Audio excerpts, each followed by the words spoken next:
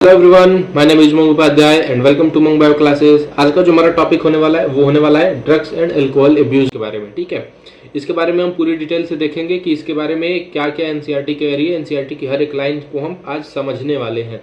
पढ़ेंगे तो यार पढ़ेंगे ही, एनसीईआरटी की लाइन तो पढ़ेंगे ही, लेकिन इसको हम आज समझेंगे भी। ठीक है, और देखेंगे कि एनसीईआरटी हमें क्या मतलब उजागर करना चाहती है, हमें क्या अलर्ट मोड पे डालना चाहती है। ठीक है, तो आओ एनसीईआरटी हम शुरू करते हैं अपना आज का ये topic drugs and alcohol abuse का। ठीक है, survey and statistics show that the use of drugs and alcohol has been rise specifically among the youth. कुछ सर्वे हुए हैं और कुछ स्टैटिस्टिक्स लगाया गया है जिससे हमें पता चला है कि ड्रग्स और अल्कोहल, ड्रग्स और दारू का जो यूज है वो बहुत तेजी से बढ़ा है। ठीक है, और किसमें ये मेनली बढ़ा है? स्पेसिफिकली अमंग्स यूथ, जो हमारे युवा हैं, युवा जनरेशन है, उसमें ये बहुत ज़्यादा ये ड्रग्स और अल्कोहल का यूज बढ़ा है। ठीक है, this is really a cause of concern, ये एक चिंता का विषय भी है। ठीक है, क्योंकि ये हार्मफुल इफेक्ट्स में भी मतलब इसका परिणाम हो सकता है, इसके परिणाम से हार्मफुल इफेक्ट्स भी हो सकते हैं। कैसे होता है? Proper education and guidance would enable youth to safeguard themselves against these dangerous behaviour pattern and follow healthy life style. अब ये एनसीईआरटी बोली है कि प्रॉपर एजुकेशन, इसके बारे में जानकारी होनी चाहिए, गाइडेंस, देखभाल होना चाहिए, जो कि यूथ को इनेबल करेगा, मतलब यूथ में ये चीज़ लाएगा कि वो अपने आप को इन सब चीज़ों से बचाएं। ठीक है, और हेल्दी लाइफ स्टाइल फॉलो करें। ठीक है, तो अब ये ड्रग्स है क्या क्या? ड्रग्स है क्या क्या? अब देखो, जैसे गाड़ी लेने जाते हो, कार लेने जाते हो, तो तुम्हारे पास कई सारी वैरायटी होती है। तुम्हें एसयूवी लेना है, सेडान लेना है, ठीक है, हैचबैक लेना है, अलग अलग वैरायटी होती है ना, कैटेगरी होती है ना कि कौन सी गाड़ी तुम्हें लेनी है। तो वैसे ही ड्रग्स भी कैटेगरी में बांटे गए हैं। ठीक है, पहला है opioid, cannabinoid and Coca alkaloid. ठीक है, ये तुम्हारे एक ड्रग्स को ये अलग अलग नाम है इनके। ठीक है, मेजॉरिटी जो है वो फ्लावरिंग प्लांट से मिलती हैं। इनमें से अधिकांश जो होते हैं ड्रग्स, ये तुम्हें फ्लावरिंग प्लांट से, यानी जो फूल तुम देखते हो ना, फूल पत्तियाँ, उसमें से बहुत सारे मिलते हैं। कुछ फंजाई से भी मिलते हैं हमें, कुछ ड्रग्स हमें फंजाई से भी मिलते हैं। ठीक है, अब देखते हैं ओपियोइड क्या है। ओपियोइड है क्या? यहाँ पे पीपीटी में कुछ गड़बड़ हो गया है, बट कोई ना, मैं पढ़ के बता दे रहा हूँ तुम्हें। ओपियोइड जो होती है वो ड्रग्स होती है जो कि स्पेसिफिक ओपियोइड रिसेप्टर से बाइंड होती है, जो कि हमारे सीएनएस और जीआईटी, गैस्ट्रो इंटेस्टाइनल ट्रैक में होता है। ये तुम याद कर लेना। ठीक है, ये यहाँ पे क्वेश्चन आता है कि ओपियोइड कहाँ पे होता है। ठीक है, ओपियोइड का रिसेप्टर कहाँ पे प्रेजेंट होता है, ये क्वेश्चन होता है। पीवाईक्यू प्रीवियस ईयर के क्वेश्चन उठा के देख लोगे ना तो तुम्हें ये मिलेगा।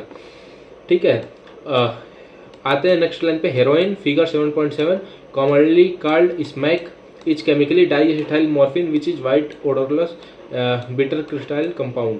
ठीक है, तो ओपियोइड में ये आता है हेरोइन, फिल्म वाली हीरोइन नहीं, ये तुम्हारे एक ड्रग का नाम है, ड्रग्स का नाम है। ठीक है, इसको हम कॉमनली स्मैक भी बोलते हैं। ठीक है, जैसे तुम्हारा नाम कुछ होगा, तुम्हें घर का एक नाम होगा जो अधिकांश लोग तुम्हें बोलते होंगे। ठीक है, तो वैसे ही इसका नाम है हीरोइन, इसको कॉमनली स्मैक बोलते हैं। और इसका जो केमिकल नाम है, जैसे नमक बोलते हो ना, नमक, उसका NaCl, सोडियम क्लोराइड, ये है ना, तो वैसे ही स्मैक का जो केमिकल नेम है वो है डाइएसिटाइल मॉर्फिन, जो कि वाइट कलर का होता है, ऑर्डरलेस होता है और बिटर क्रिस्टलाइन कंपाउंड होता है। ठीक है, this is obtained by acetylation of morphine. ये कैसे मिलता है? मॉर्फिन के एसिटाइलेशन से। ठीक है, मॉर्फिन को जब हम एसिटाइलेशन करते हैं उसका, तो हमें मिलता है तुम्हारा डाइएसिटाइल मॉर्फिन। ठीक है, जो कि अब ये कहाँ से मिलता है? ये सब latex of Poppy plant पेपेवर somniferum. अभी हम ये सब देखने वाले हैं कि ये है क्या, मतलब कहाँ से मिलता है यार, ये सब हम एनसीईआरटी का डायग्राम भी देखेंगे। तो ये पॉपी प्लांट पेपर सोमनीफेरम होता है, उसके लेटेक्स से मिलता है। ठीक है, अभी हमने देखा था ना कि majority of the flowering plant से मिलते हैं, तो फ्लावरिंग प्लांट से हम डिस्कस कर रहे हैं। तो ये पेपर सोमनीफेरम एक पॉपी प्लांट है, इसके लेटेक्स से हमें मिलता है मॉर्फिन, उसका एसिटाइलेशन करके हम डाइएसिटाइल मॉर्फिन बनाते हैं और उसी को हम स्मैक बोलते हैं और इसी को हम हेरोइन बोलते हैं। इतना समझ आया? जनरली टेकन बाय स्नॉर्टिंग और injection, heroin is depressant and slow down body function. अब यहाँ से तुम्हें कुछ याद करना है, इसको मोड ऑफ इसका इंजेक्शन क्या है। ठीक है, इसको मोड ऑफ टेकिंग क्या है, स्नॉटिंग से है, जो नाक से सूंघते हैं। इंजेक्शन है, इंजेक्शन में भर के और बॉडी में लेते हैं। एक मूवी थी कोई उड़ता पंजाब करके, उसमें भी इसके बारे में दिखाया गया था, ठीक है। Heroin is depressant. अच्छा, अब इसको यहाँ से एक और क्वेश्चन आ रहा है। अभी जब आगे और भी हम पढ़ेंगे ना, कैनाबिनॉइड्स, ओपियोइड्स पढ़ रहे हैं, कैनाबिनॉइड आएगा, आपको कैलकुलाइड आएगा, तो उसमें डिप्रेसेंट, स्टिमुलेंट और ऐसे बहुत सारे टर्म्स आएंगे, तो इसको याद रखना। ओपियोइड जो है वो डिप्रेसेंट है तुम्हारा, ठीक है, ओपियोइड डिप्रेसेंट है, और ये बॉडी के फंक्शंस को स्लो डाउन करता है। यहाँ से हमें याद क्या रखना है, एक तो तुम्हें ये याद रखना है कि ये मिलता कहाँ से है, प्लांट का नाम याद रखना है, पेपेवर सोमनीफेरम। उसके बाद ये सेंट्रल नर्वस सिस्टम पे और जीआईटी पे अफेक्ट करता है, इसका रिसेप्टर यहीं पे प्रेजेंट होता है, ठीक है। उसके बाद ये तुम्हें चौथा एमसीक्यू याद रखना है। समझ तो तुम लोगे यार, बाकी तो एट द एंड तुम्हें याद ही करना पड़ेगा ना। ये कोई अब जेनेटिक्स वाला टॉपिक तो है नहीं कि तुम्हें एक्सप्लेन करूँ, है तो थ्योरी ही पूरा। अब तुम्हें मैं बता सकता हूँ, ट्रिक बता सकता हूँ, इसको समझा सकता हूँ, बाकी है तो तुम्हें याद तो एट द एंड करना ही पड़ेगा। देखो ये है तुम्हारा ओपियम पॉपी, तुम्हारा कौन सा, पेपेवर सोमनीफेरम का ये प्लांट है, ठीक है, ओपियम पॉपी। अब यहाँ पे ये जो है ना, इसमें और एक और स्ट्रक्चर है कैनाबिनॉइड का। इन दोनों स्ट्रक्चर को अक्सर नीट के एग्जाम में देके पूछता है, या तो तुमसे मॉर्फिन का पूछ लेगा, नहीं तो तुम्हें कैनाबिनॉइड के मॉलिक्यूल का पूछ लेगा, ये हम देखेंगे अभी आगे। लेकिन अभी याद रखो, मॉर्फिन है ना, तो ऐसे देखो ओ से लेकर के NCH3 तक M बन रहा है, तो इससे तुम मॉर्फिन का अंदाजा लगा लेना यार, क्योंकि ना एग्जाम में बहुत कन्फ्यूजन होता है, ठीक है। ओ से पकड़ना और NCH3 पे M बनेगा, जिसमें वो तुम्हारा मॉर्फिन का स्ट्रक्चर होगा। तुम्हें याद हो जाए तो अच्छी बात है, नहीं याद हो तो ये वाली ट्रिक लगा लेना। और ये तुम्हारा ओपियम पॉपी प्लांट है। अभी हम सेकंड कैटेगरी के बारे में बात कर रहे हैं, वो है cannabinoids. Cannabinoids are group of chemicals which interact with cannabinoid receptor present principally in brain. अब ये जो कैनाबिनाइड है वो तुम्हारा कैनाबिनाइड रिसेप्टर पे प्रेजेंट होता है, और ये उससे बाइंड करता है, ठीक है, उससे इंटरेक्ट करता है। और ये कहाँ पे पाया जाता है, ये ब्रेन में तुम्हारे पाया जाता है, ठीक है। ये हर किसी के ब्रेन में होता है, हर इंसान के ब्रेन में होता है, ठीक है। अब जो इसको लेगा, जो ड्रग्स लेगा, उसके रिसेप्टर से बाइंड हो जाएगा। Natural cannabinoids are obtained from inflorescence of the plant Cannabis sativa. और ये इसका प्लांट का नाम है ये तो याद हो जाएगा क्योंकि नाम से ही मैच हो रहा है, उसमें नहीं याद हो रहा था ना, उसमें मॉर्फिन और तुम्हारा पेपेवर सोमनीफेरम थोड़ा नाम में अलग था, ये तो सेम ही है, कैनाबिनाइड्स, कैनाबिनस सटाइवा, तो ये तुम याद रख लेना। द फ्लावर टॉप, ये ऑप्शन में आएगा, ऐसे नहीं आएगा, इस पर डायरेक्ट क्वेश्चन नहीं आएगा, और आएगा तो बहुत ईजी आएगा, ठीक है, और बाकी ये ऑप्शन में रहेगा। The flower tops, leaves and the resin of cannabinoid plant are used in various combination to produce marijuana, hashish, चरस, गांजा। जो फ्लावर के टॉप्स हैं, ऊपर का हिस्सा, जो उसकी लीव्स हैं और जो उसका रेजिन है, ठीक है, ये सारी चीज़ों को मिला करके अलग अलग कॉम्बिनेशन बनता है, और उससे 4 तरह के और बनते हैं नशे वाले चीज़ें, ठीक है।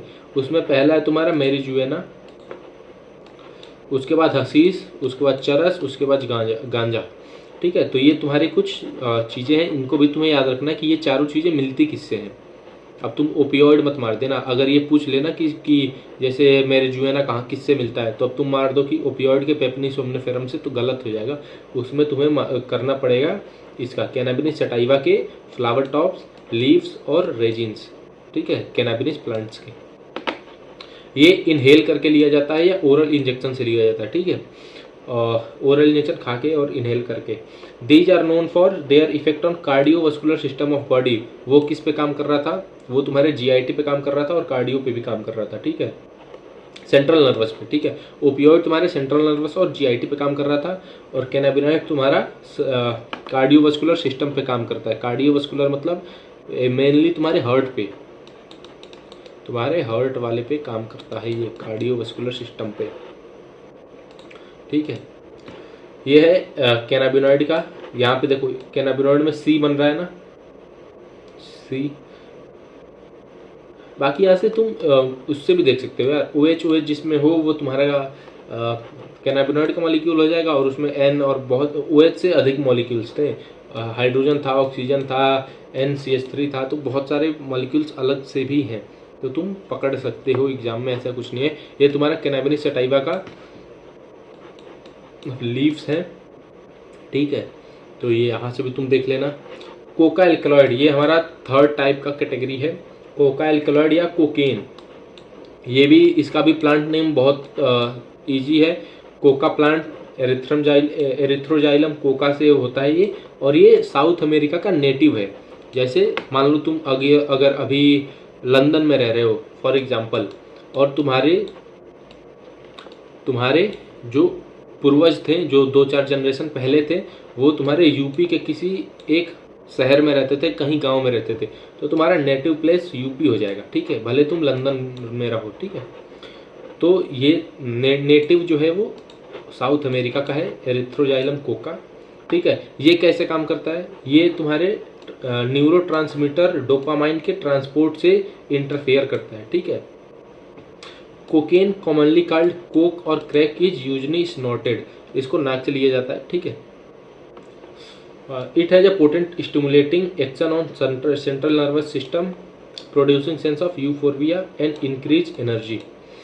तो ये तुम्हें यूफोरिया करता है और एनर्जी भी बढ़ाता है। यूफोरिया मतलब वेलबिंगनेस, ठीक है। Excessive dosages of cocaine cause hallucination, hallucination का मतलब होता है तुम्हें भूत दिखना, ऐसे समझो, तुम्हें ऐसा लगेगा ना कि तुम्हारे अगल बगल कुछ है, कोई आत्मा है, ठीक है। हेलुसिनेट करोगे, ऐसे जैसे लोग गांजा पी के ऐसे ऐसे बोलते हैं ना, बोलते हैं कि मैं भूत से कुश्ती लड़ के आया हूँ, वो वाला सीन। तो इसमें अब क्वेश्चन क्या हमें याद करना है, तो इसमें जो हमें याद करना है वो याद रखना है कि कोका एल्कलॉइड नेटिव है साउथ अमेरिका का, ये न्यूरोट्रांसमीटर डोपामाइन के ट्रांसपोर्ट से इंटरफेयर करता है, इसको हम कॉमनली कोक या क्रैक बोलते हैं, ये स्नॉटेड होता है, ठीक है। और ये तुम्हारा मेनली जो है स्टिमुलेटिंग होता है। ओपियोइड तुम्हारा डिप्रेसेंट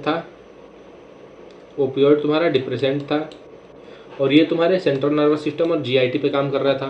कैनाबिनॉइड तुम्हारे कार्डियोवास्कुलर पे काम कर रहा था, और जो तुम्हारा कोका एल्कलॉइड है वो तुम्हारे सेंट्रल नर्वस सिस्टम पे काम करता है। यूफोरिया हमने देख लिया, वेलबिंगनेस, खुद से लगता है कि मैं सबसे ऊपर हूँ, टॉप पे हूँ, ठीक है। एनर्जी भी बढ़ा देगा तुम्हारा, तुम्हें मतलब एनर्जी की कमी ही नहीं होगी, तुम चाहोगे तो पहाड़ चीर के रख दोगे कैंची से। Excessive dose of cocaine cause hallucination हमने देख लिया, अरे वो मजाक वाली बात थी, कैंची से तुम थोड़ी, मतलब हाँ एक एनर्जी, एक अलग लेवल का एनर्जी एग्रेशन दे देगा तुम्हें, ठीक है। और तुम्हें ऐसा लगेगा ना तुम्हारी ज़िंदगी में लाख चीज़ें चल रही हो उल्टा सीधा, इसको लेने के बाद तुम्हें लगेगा कि हाँ सब ठीक है, हम एकदम टॉप लेवल पे, हमसे खुश इंसान कोई है ही नहीं, जबकि ये इलीगल है, ये गलत चीज़ है। Other well known plant with hallucinogenic property is Atropa belladonna and datura, ये एट्रोपा बेलाडोना एंड धतूरा ये और दूसरे मतलब वेल नोन प्लांट हैं, जाने माने प्लांट हैं जिनके पास हेलुसिनोजेनिक प्रॉपर्टी होती है, ठीक है। These day cannabinoids are also being abused by some sports person, कुछ खिलाड़ियों के द्वारा जो कैनाबिनॉइड्स हैं उन्हें भी मिसयूज किया जा रहा है, और पकड़े जाने पे उन्हें सस्पेंड भी किया जाता है, जेल भी हो सकती है, ठीक है। ये तुम्हारे धतूरा का प्लांट है, इसको याद रख लेना, ये क्वेश्चन आ सकता है, एक बार शायद नीट में आया भी है, ठीक है, इसको याद कर लेना। ड्रग्स लाइक बार्बिटूरेट्स, एम्फिटेमाइंस, बेंजोडायाजेपिन्स, ठीक है, and other similar drugs that are normally used as medicine to help patient cope with mental illness and depression and insomnia are often abused. देखो कुछ दवाएं होती हैं, जो कुछ मरीज ऐसे आते हैं जिनको नींद नहीं आती है, डिप्रेशन में होते हैं और बहुत सारी टेंशन होती है उनकी ज़िंदगी में, ठीक है, तो उनको ट्रीट करने के लिए कुछ केमिकल्स होते हैं, जैसे बार्बिटूरेट्स हो गया, एम्फिटामाइंस हो गया, ऐसे कुछ केमिकल्स होते हैं जिनको डॉक्टर्स यूज करते हैं उस डिप्रेशन में गए हुए इंसान को वापस लाने के लिए, नॉर्मल करने के लिए।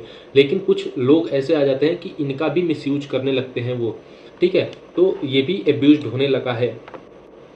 मॉर्फिन इज इफेक्टिव सेडेटिव, अब देखो वहाँ पे ना लिख करके ये यहाँ पे लिख रहा है, तुम्हारा कैनाबिनॉइड था और उसके बाद तुम्हारा कोका एल्कलॉइड स्टिमुलेंट था, ठीक है। कैनाबिनॉइड के बारे में हम देख लेते हैं, अगर एनसीईआरटी ने दिया होगा तो अच्छी बात है, नहीं दिया होगा तो इसको याद रखने की जरूरत भी नहीं है, इसमें नहीं दिया है। बात है morphine is very effective sedative and pain killer, हमने देखा था ना डिप्रेसेंट था, तो ये बहुत अच्छा सेडेटिव भी है, पेन किलर भी है। और पेशेंट जो सर्जरी जिनकी हुई होती है, जिनकी सर्जरी हुई होती है उनमें ये उन्हें दर्द से भी बहुत मतलब यूजफुल होता है, दर्द मतलब कम फील होने देता है, ठीक है। कुछ प्लांट्स होते हैं, फ्रूट्स होते हैं, सीड्स होते हैं जिनके पास हेलुसिनोजेनिक प्रॉपर्टी होती है, और वो फोल्क मेडिसिन में, रिलीजियस सेरेमनी में और पूरे विश्व में कुछ रिचुअल्स होते हैं, उनमें भी यूज होता है हंड्रेड्स ऑफ ईयर्स, कई सैकड़ों सालों से, हजारों सालों से। फोल्क मेडिसिन में, रिलीजियस सेरेमनी में, और पूरे विश्व में कुछ रिचुअल्स होते हैं, कुछ रीति रिवाज होते हैं, उसमें कुछ हेलुसिनोजेनिक प्रॉपर्टी वाले प्लांट्स भी यूज होते हैं, ठीक है। उनके फ्रूट्स यूज होंगे, उनके सीड्स यूज होंगे, बीज, ठीक है। When these are taken for purpose other than medical use और in a amount of frequency that impairs one physical, physiological and psychological function, it constitutes drugs abuse. अब जैसे मान लो तुम चीनी खा रहे हो, डेली। अब तुम्हें शुगर कब होगा? जब तुम एक पर्टिकुलर अमाउंट से ज़्यादा खाने लगोगे तब होगा। तो वैसे ही ये सब चीज़ें मेडिकल यूज में होती है, इनको मतलब ये यूज होता है इंसान को ट्रीट करने के लिए, सारी चीज़ें, लेकिन मतलब सारी चीज़ें नहीं, मोस्ट ऑफ द चीज़ें, लेकिन इनको हम ड्रग एब्यूज कब बोलेंगे? इनको हम ड्रग एब्यूज तब बोलेंगे, एनसीईआरटी के अकॉर्डिंग इनको हम ड्रग एब्यूज तब बोलेंगे जब ये मेडिसिनल यूज के अलावा, मतलब किसी के इलाज के अलावा यूज हो, और जब ये किसी की फिजियोलॉजिकल और साइकोलॉजिकल फंक्शन को जब ये डिस्टर्ब करे, तब इनको हम ड्रग एब्यूज बोलते हैं। अब देखो, यहाँ तक तो था हमारा पूरा ड्रग्स के बारे में। अब ये तुम्हें एक नॉर्मल लंग दिख रहा है और एक डैमेज लंग दिख रहा है, जो कि स्मोकिंग के बाद होता है, ठीक है। नॉर्मल लंग ऐसा होता है, अरे भाई इमेज है यार, अब रियल दिखा दूं तो ऐसे ही, पता है क्या हुआ था, एक दिन मैंने 1 घंटे से ऊपर का ये जो तुम वीडियो देख रहे हो ना, ये दोबारा रिकॉर्ड हो रहा है और 1 हफ्ते बाद हो रहा है रिकॉर्ड, क्योंकि उस वाले में ना मैंने बहुत अच्छे से पढ़ाया था, बहुत मतलब एकदम मन से पढ़ाया था, और वो वीडियो बन गई थी 1 घंटे 10 मिनट के आसपास की, और उसमें मैंने इमेज भी इतनी अच्छी ली थी कि तुम्हें पूरा कॉन्सेप्ट समझ आ जाता कि कैसे क्या होता है। लेकिन जब मैंने वीडियो बनाया, फाइल सेव की, एडिट किया, उसको जैसे ही मतलब अपलोड करने वाला था ना, तो उसमें कुछ एरर आ गया। पहला तो उसका साइज बहुत बड़ा हो गया, उसके बाद उसमें कुछ दिखाने लगा मेरे वीडियो में कि कुछ इसमें सिक्योरिटी का इशू आ रहा है, तो इस वजह से मैंने अपलोड नहीं किया। और अपलोड कर भी देता तो यूट्यूब की ऐसी वो पॉलिसी है कि अगर मैं यहाँ पे, अभी तो ड्रग्स का देखो, अभी पता नहीं, मुझे ये नहीं है, मैं बार बार ड्रग्स का नाम ले रहा हूँ, लेकिन कुछ यूट्यूब की ऐसी पॉलिसी है कि ये वर्ड्स यूट्यूब पे उतने फ्रिक्वेंटली नहीं यूज किए जा सकते। तो हो सकता है कि इसको शायद एज रेस्ट्रिक्ट कर दे या फिर कुछ तो करेगा, ठीक है। तो इसीलिए मतलब नॉर्मली मैं नॉर्मल इमेज ले रहा हूँ, अगर रियल इमेज ले लेना तो यूट्यूब वीडियो गिरा देगा हमारा, ठीक है। तो ये तुम देख सकते हो, ऐसा मैं क्यों दिखा रहा हूँ, क्योंकि हमारा अगला टॉपिक स्मोकिंग होने वाला है भाई, ठीक है। तो ये नॉर्मल लंग है, और ये तुम्हारा जो लोग स्मोक करते हैं, रेगुलर स्मोक करते हैं, उनका ये हाल हो जाता है उनके लंग्स का, ठीक है। मैंने बोला था ना कि स्मोकिंग आने वाला है। Smoking also pave the way to hard drugs. अब पेव्स का मतलब क्या होता है, तुम्हें एनसीईआरटी बिल्कुल समझ आ जाती अगर तुम वर्ड्स पे ध्यान देते। स्मोकिंग जो है, पहले तो लगता है कि अरे हाँ चलो ठीक है, स्मोक ही तो कर रहा है, बीड़ी और सिगरेट ही तो पी रहा है, लेकिन ये हार्ड ड्रग्स का रास्ता खोलता है, ठीक है। ये हार्ड ड्रग्स का रास्ता खोलता है, ठीक है। जैसे होता है ना कि तुम डेली पढ़ रहे हो, टेस्ट दे रहे हो, टेस्ट में अच्छे नंबर आ रहे हैं, रिवीजन कर रहे हो, फिर टेस्ट दे रहे हो, तो ये तुम्हारे नीट में सक्सेस होने का ये रास्ता खोलता है। डेली कंसिस्टेंसी तुम्हारे की है सक्सेस का। तो वैसे ही स्मोकिंग की है हार्ड ड्रग्स की ओर जाने का। Tobacco has been used by human being for more than 400 year.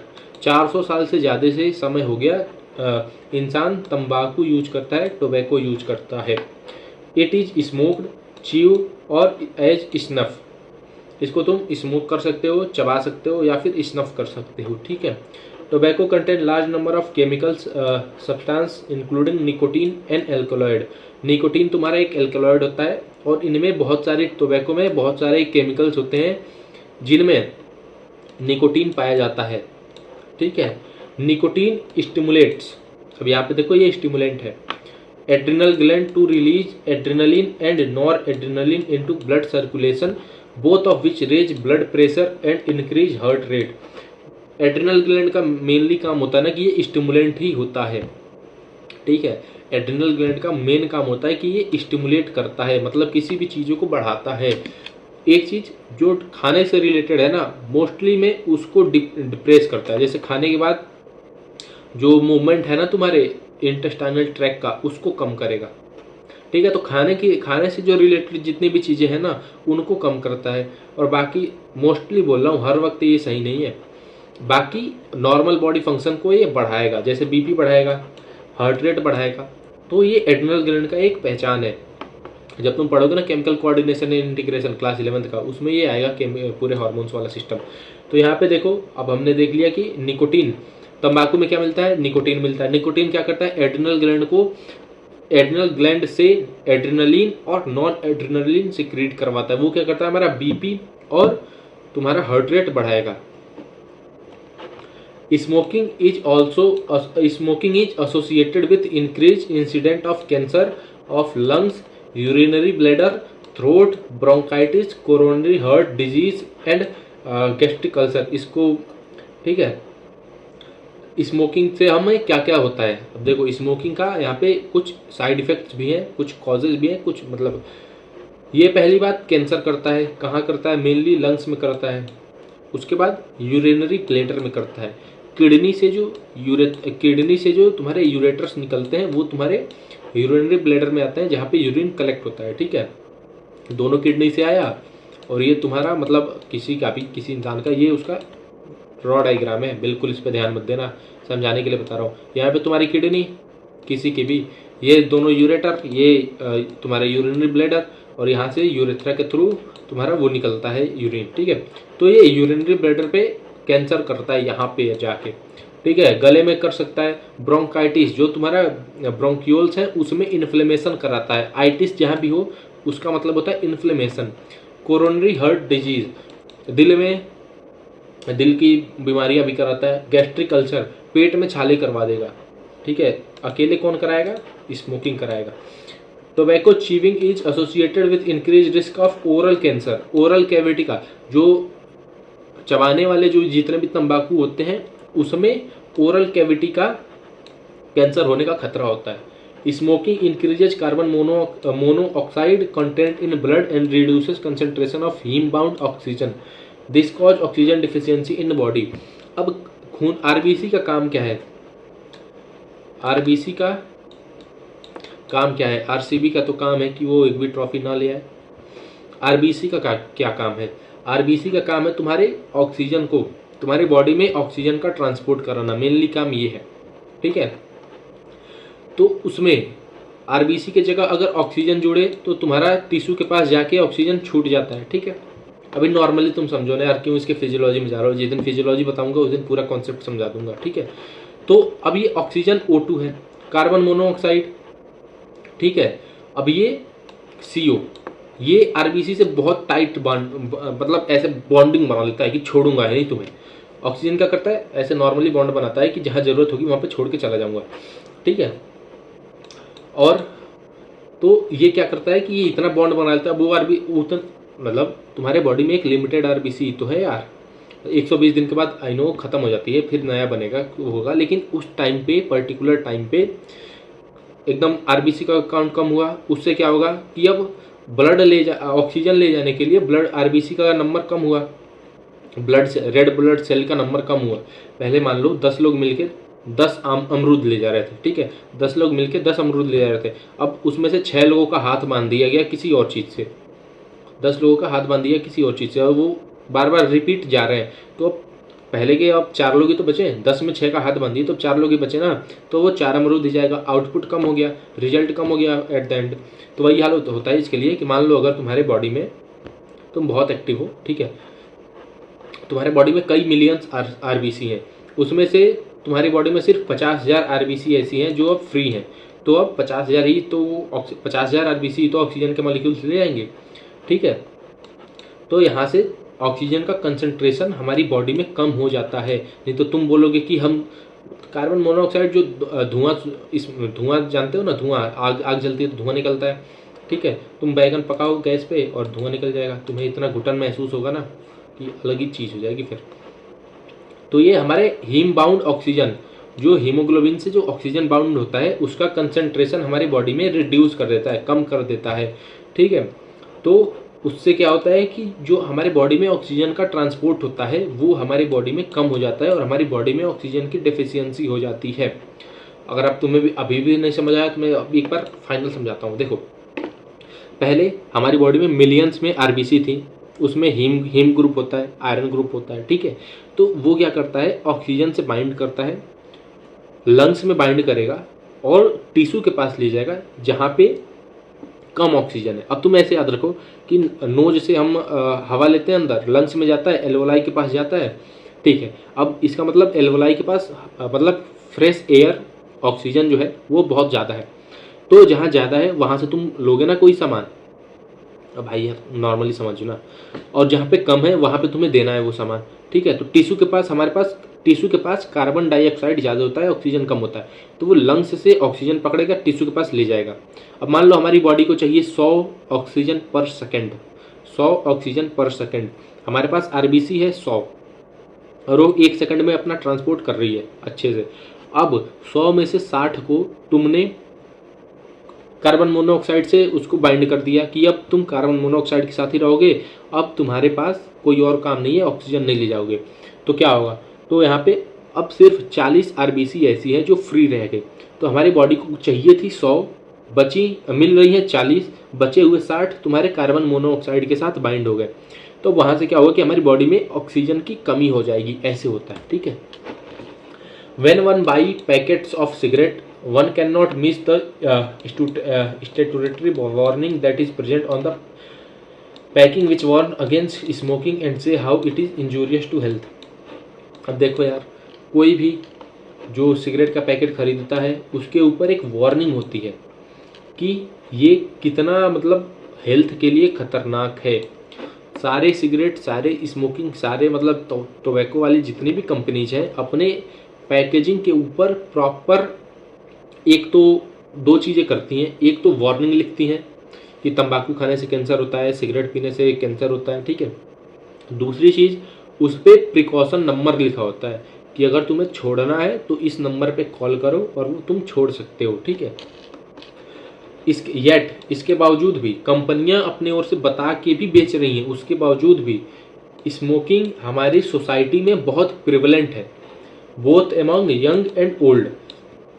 मतलब इसको ऐसा बताया जाता है ना कि अगर तुम स्मोक कर रहे हो तो तुम बहुत प्रिवलेंट हो, मतलब बहुत मतलब फॉरवर्ड थिंकिंग वाले हो, ठीक है, कूल हो, कूल। अगर तुम स्मोक कर रहे हो तो तुम कूल हो, ठीक है। यहाँ से ऐसे कर दो और इसको ऐसे कर दो तो कूल से बन जाता है इंसान फूल। तो कंपनीज के वार्निंग देने के बाद भी ये जो स्मोकिंग है हमारी सोसाइटी में बहुत प्रिवलेंट है यार, ठीक है, यंग्स में भी और ओल्ड्स में भी। यहाँ तक हम समझ गए। Knowing the danger of smoking and chewing tobacco and its addictive nature, the youth and old need to avoid this habit. Smoking का और टोबैको का इतना बुरा एडिक्टिव नेचर जानने के बाद भी, एडिक्टिव नेचर का मतलब होता है कि वो अपने और आकर्षित करता है, ठीक है, उसका आदी बना देता है, उसके बिना तुम रह नहीं सकते, ऐसा ये बना देता है, ठीक है।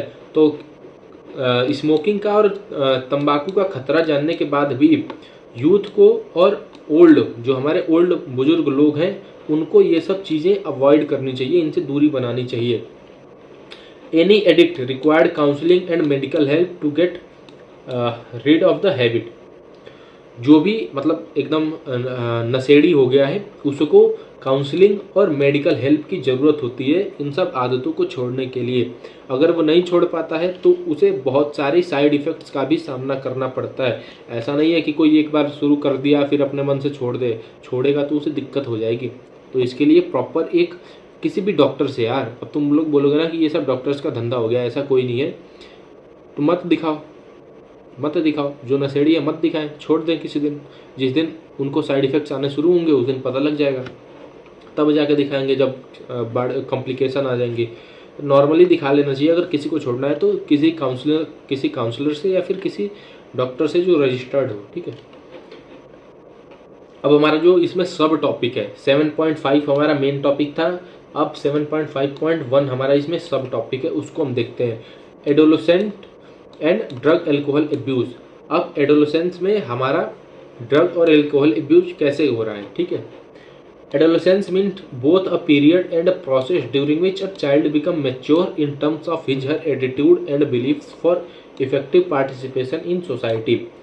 एडोलेसेंट का मतलब क्या होता है? एडोलेसेंट वो टाइम पीरियड है जब कोई बच्चे से, चिल्ड्रन से एडल्ट बनता है। ये समझ सकते हो एक कनेक्टिंग लिंक है चाइल्ड से एडल्ट बनने का एक कनेक्टिंग लिंक है, ठीक है। अगर किसी को चाइल्ड से एडल्ट बनना है, बच्चे से अगर किसी को बड़ा बनना है तो उसे एडोलेसेंस की एज में जाना पड़ेगा, ठीक है, एडोलेसेंस के टाइम पीरियड में जाना पड़ेगा।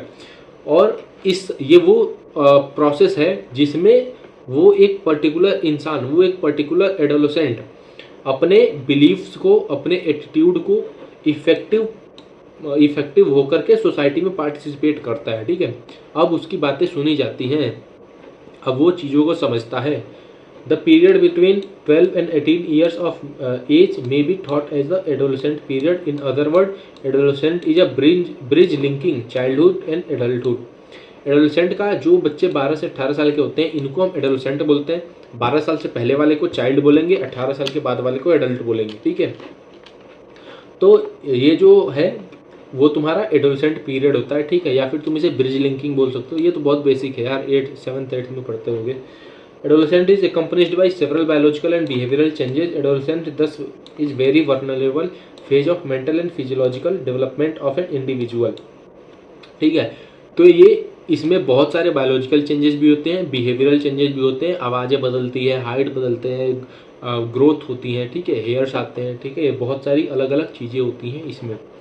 तो इसलिए ये बहुत वर्नरेबल पीरियड होता है और इसमें मेंटल, दिमागी रूप से और फिजियोलॉजिकल रूप से किसी भी एक इंडिविजुअल, किसी भी एक पर्टिकुलर इंसान के अंदर बहुत सारी चेंजेस आती हैं। ये वो पीरियड होता है जब किसी भी बच्चे पे ज़्यादा फोकस करने की ज़रूरत होती है, ठीक है। इसके पहले वो बच्चा रहता है, इसके बाद वो समझदार हो जाता है।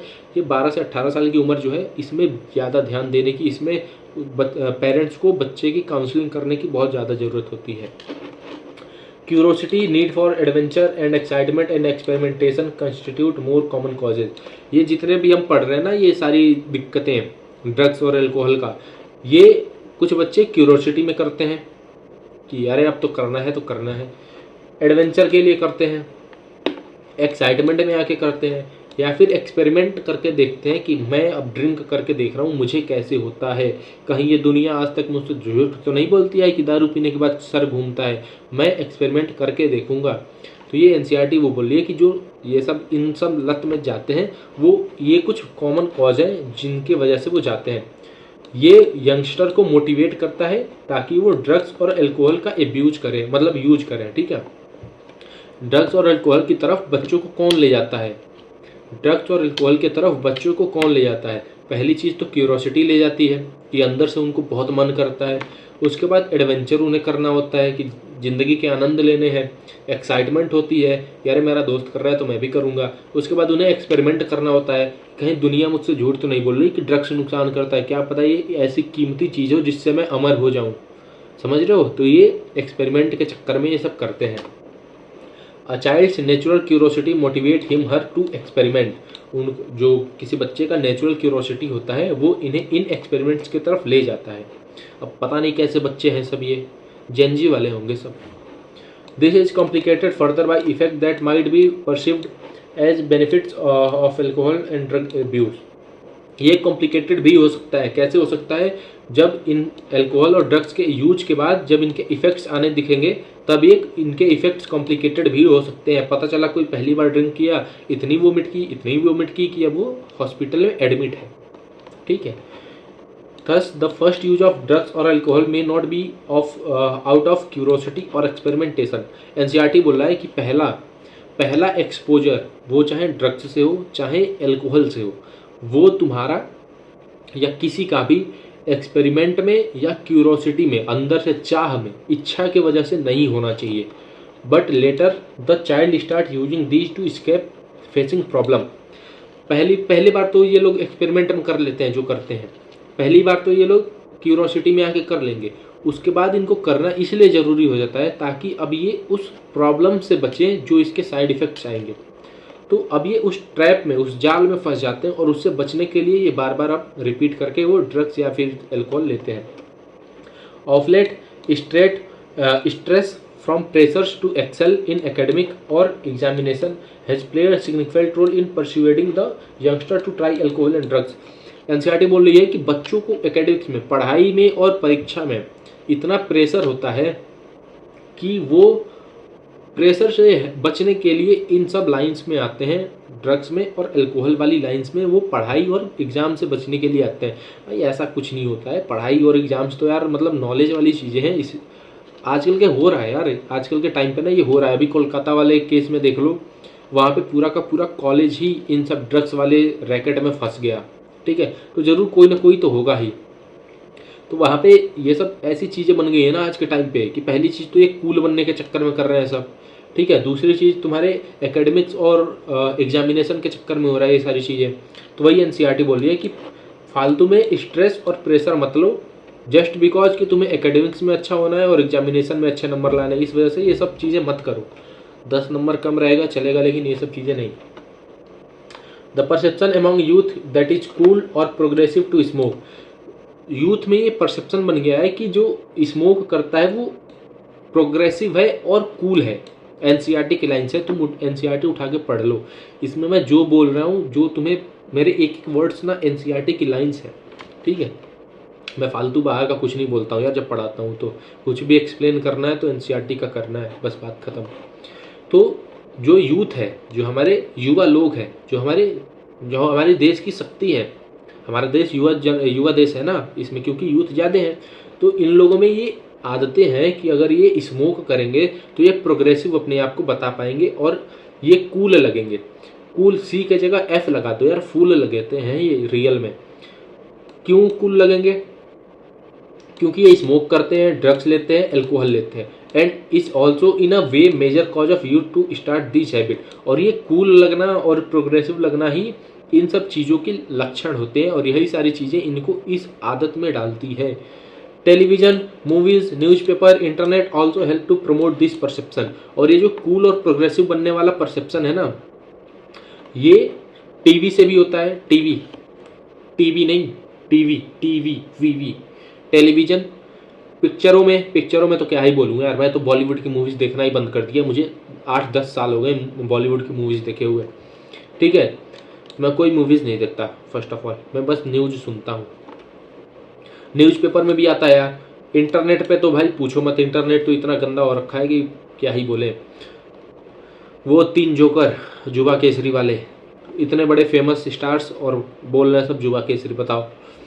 तो ये सब सारी चीज़ें हैं। एनसीईआरटी बोल रही है कि ये सारे के सारे मिलकर के हमारे यूथ को एक गलत डायरेक्शन में ले जा रहे हैं, एक गलत परसेप्शन को सही बता रहे हैं, ठीक है। Other factors that have been seen to be associated with drugs and alcohol abuse among adolescent are unstable and unsupportive family structure and peer pressure. इन सब के अलावा ये जो ऑनलाइन चीज़ें हैं, ऑनलाइन टीवी, न्यूज़पेपर, इन सब के अलावा भी कुछ कारण है। पहला कारण है कि फैमिली का सपोर्टिव ना होना। फैमिली, अगर तुम्हें एमबीबीएस करना है, तुम्हें बीएमएस करना है, तुम्हें कुछ और करना है, तुम्हें डॉक्टर नहीं बनना, तुम्हें इंजीनियर बनना है, तुम्हें पेंटिंग करना है, तुम्हें डांसिंग, सिंगिंग, कुछ भी करना है, उसमें तुम्हारे पेरेंट्स साथ नहीं दे रहे हैं। तुम्हारे अगर 90% की जगह 60% नंबर आ गए, उसमें तुम्हारे घर वाले सपोर्ट नहीं कर रहे, तुम्हें डांट रहे हैं, तो ये भी एक कारण है। किसी भी चीज़ का कोई एक कारण थोड़ी होता है यार, बहुत सारी चीज़ें होती हैं। 140 करोड़ से अधिक इंडिया में है, पूरे विश्व में देख लो तो 8 बिलियन पार कर गए। तो अब किसी हर एक के लिए कोई एक पर्टिकुलर चीज़ तो हो नहीं सकता ना, कोई कारण, ठीक है। तो बहुत सारे कारण है, जिसमें कि अनस्टेबल, किसी का परिवार अनस्टेबल है, मतलब फैमिली फाइनेंशियल पैसों की दिक्कत या फिर किसी और चीज़ की दिक्कत, ठीक है। अनसपोर्टिव फैमिली सपोर्ट नहीं कर रही है।